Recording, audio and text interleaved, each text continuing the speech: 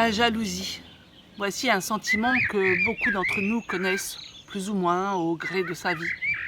La jalousie sépare, la jalousie torture, enlaidit, conduit à la guerre et bien souvent détruit.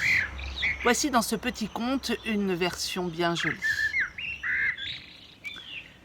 C'est l'histoire d'un homme qui un jour trouve à terre un petit objet dont il ne connaît pas l'utilité.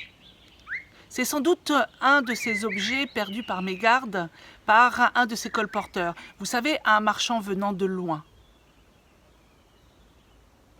Cet objet, c'est un petit miroir. Mais l'homme ne sait pas ce qu'est un miroir.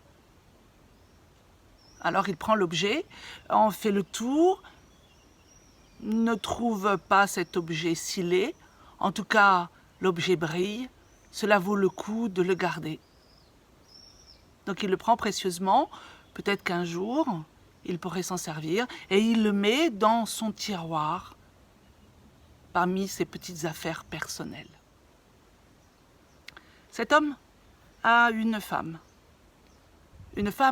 bien curieuse, nous dirions même indiscrète, dont les petits plaisirs est d'aller voir les coins et les recoins de la maison pour savoir ce qu'elle ne sait pas déjà. En ce jour, elle a décidé d'investir le tiroir personnel de son mari. Elle regarde, prend chacun des objets, il y a ceux qu'elle connaît déjà, et puis il y a ceux qu'elle ne connaît pas.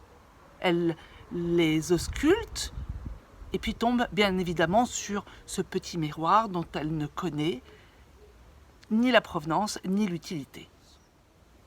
Elle observe, devant, derrière, et un coup de sang, une panique commence à la faire pleurer. Et elle voit dans ce miroir le visage d'une femme, d'une jeune et jolie femme, avec les yeux mouillés et les pensées sombres. Paniquée, la fille va voir sa mère. « Mère, regardez, j'ai la preuve que mon mari me trompe.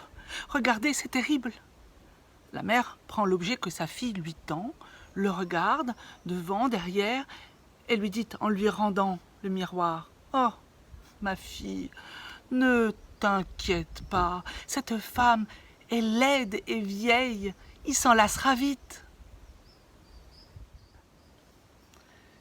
Stendhal a dit que la jalousie était le plus grand de tous les maux.